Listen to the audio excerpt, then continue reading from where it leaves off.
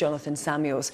We start this morning with warnings of a double threat to national security. First, from convicted terrorists who have refused to engage in de-radicalisation programmes. And second, those plotting attacks in cyberspace. And we'll have more on that in a moment. But we begin with a Sky News investigation which has learned that nearly three-quarters of terrorists convicted since 9/11 are now back on the streets. Our Home Affairs correspondent Mark White has this special report. Donald Trump says America would face a constitutional crisis if Hillary Clinton becomes president. Well, with just a week to go now until Election Day, she has again questioned the timing of the FBI's decision to reopen its emails investigation. Our US correspondent Amanda Walker reports. Campaigners will respond this morning to the decision not to open an official inquiry into the clash between police and striking miners at Orgreave in 1984.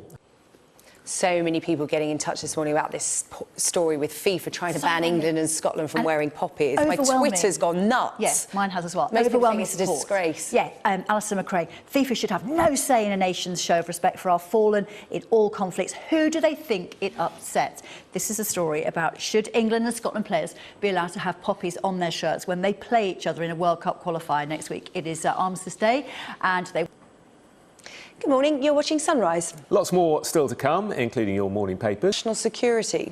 First, from convicted terrorists who have refused to engage in de-radicalisation programmes. And second, those plotting attacks in cyberspace. More on that in a moment. But we start with the Sky News investigation, which has learned that nearly three-quarters of terrorists convicted since 9/11 are now back on the streets. Well, that's not the only national security threat we're discussing this morning here on Sunrise. Cyber security, that's at the top of the government's agenda today. Our senior political correspondent Beth Rigby's live in Westminster and she's across this story. And Beth, the Chancellor is about to unveil these plans today, and it comes against a curious backdrop. There's a big splash on the front page of the Guardian newspaper, an interview with the head of MI5 about Russia's hand in cyber terrorism. A very good morning to you. You're watching Sunrise, with you all the way until 10 o'clock this morning. Coming up, we're going to go through some of the big stories of the day in the company of Michelle Dewberry and Kevin O'Sullivan. Plus, America's choice sucks. That's the point. It's coming up in 15... Not my words, coming up in 15 minutes. First to our top stories this morning, and we start with warnings of the cyber threat to national security.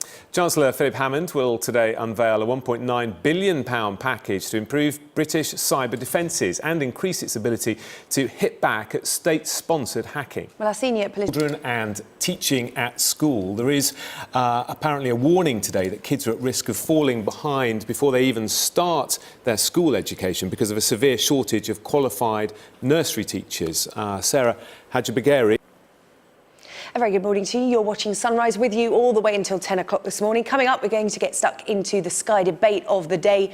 Do nurseries need teachers rather than childminders? At news@sky.com with your views on that, please. But we start with warnings of a threat to national security.